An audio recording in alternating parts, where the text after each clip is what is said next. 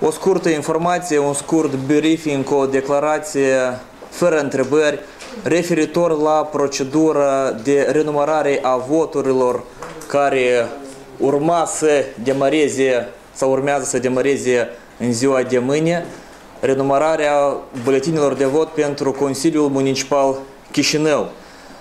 Din numele Partidului Comuniștilor vin să declar cu certitudine că această procedură de renumărare deja a demarat cu grave încălcări ale legislației și vin să remarc faptul că, conform instrucțiunii Comisiei Electorale Centrale, care a fost aprobată în data de 17 iunie și a fost concret stabilită procedura prin care urmează să aibă loc această renumărare, în special în ceea ce privește renumărarea pentru Consiliul Municipal Chișinău.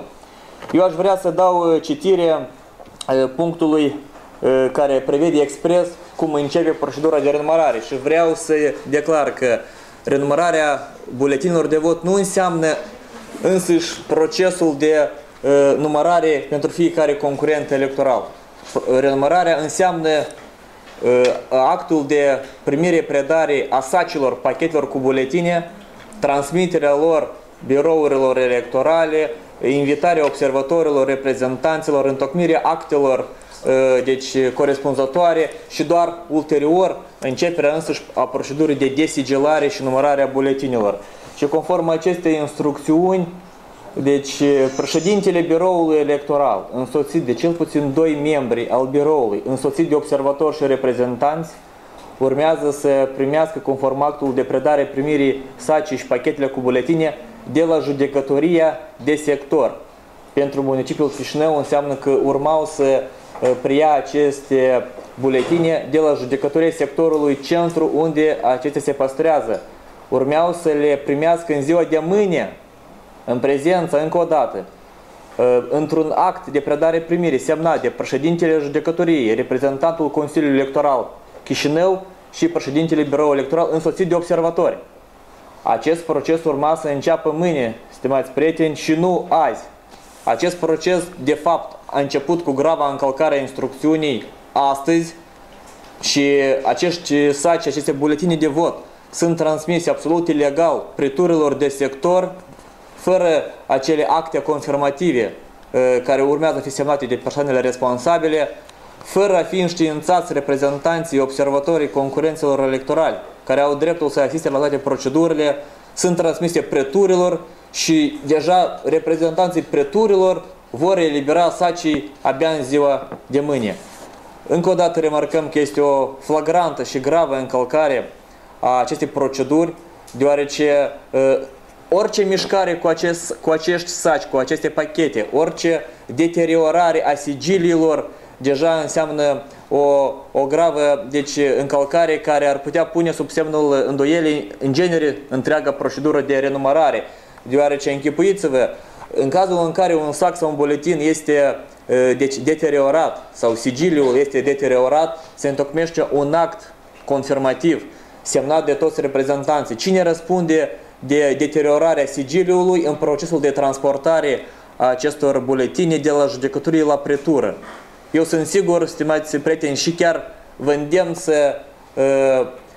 să vă deplasați la pretură și să luați câteva vederi a stării acestor pachete, acestor saci cu buletine. Veți observa că practic deja marea majoritate sunt cu sigiliile deteriorate și este practic imposibil ulterior continuarea unor proceduri când s-a constatat că a fost încălcată instrucțiunea cecului, a fost încălcată legea, toată transportarea s-a efectuat fără observatori, fără reprezentanți, chiar și fără obligatoriu a prezenții membrilor biroului electoral, în cel mai bun caz doar în prezența președintelui biroului. De aceea noi considerăm că însăși procedura de renumărare din start deja a fost compromisă și noi excludem că asemenea încălcări grave vor continua și în ziua de mâine, deoarece avem informații că președinții birourilor au indicații să nu informeze observatorii și reprezentanții noștri la ce oră va începe însăși procedura de renumărare, în ce sală, în ce locație și așa mai departe.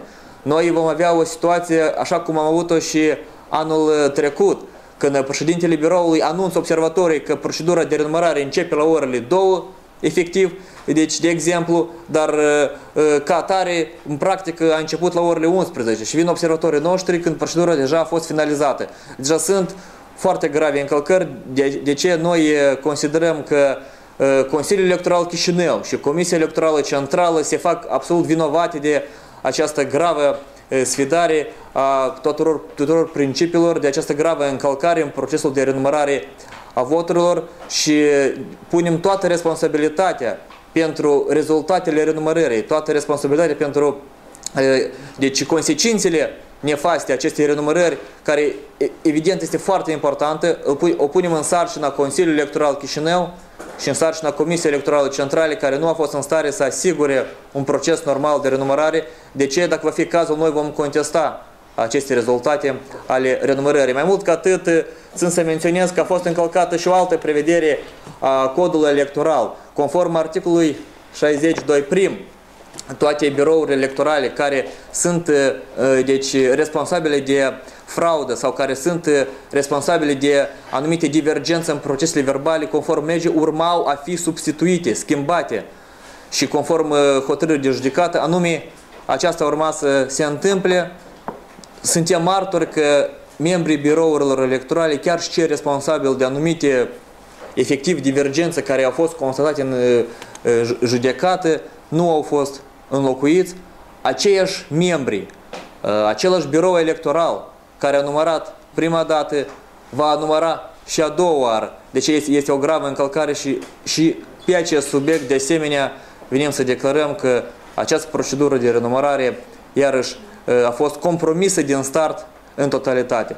Deci, aceste informații, pe scurt, în ceea ce privește poziția noastră cu privire la începerea procedurii de renumărare, a fost, dacă aveți deci, întrebări de concretizare anume la acest subiect. Dacă nu, deci eu vreau să vă mulțumesc și... Dar totuși cu domnul Popa... Eu am spus, noi întrebări doar în ceea ce privește renumărarea, dacă aveți de concretizare, dacă ceva nu ați înțeles, doar alte întrebări. Observatorii PCRM vor participa totuși la procesul de renumărare? Deci observatorii PCRM sigur că vor participa la procesul de renumărare, dar este o problemă, că observatorii noștri nu sunt informați de procedurile electorale, când încep a primi deci, acești saci, când încep să fie transportați, deoarece observatorii noștri nu pot să stea de serviciu 48 de ore lângă pretură sau lângă birou. Deci este iarăși o procedură absolut compromisă de această renumărare, deoarece ei au dreptul și vor participa, dar în foarte multe cazuri sunt deci în necunoștință de cauză. Unde va începe, când va începe și așa mai departe. Despre acea linie fierbinte. Alte întrebări doar cu privire la renumărare, stimați prieteni. Doar cu renumărarea. Cu alte întrebări, vă rog frumos, pe alte subiecte, cu altă ocazie. Veți contesta rezultatele renumărării doar în cazul în care vor fi în detrimentul PCRM-ului sau și? Noi încă o dată am spus că însăși procedura de renumărare a fost absolut neîntemeiată.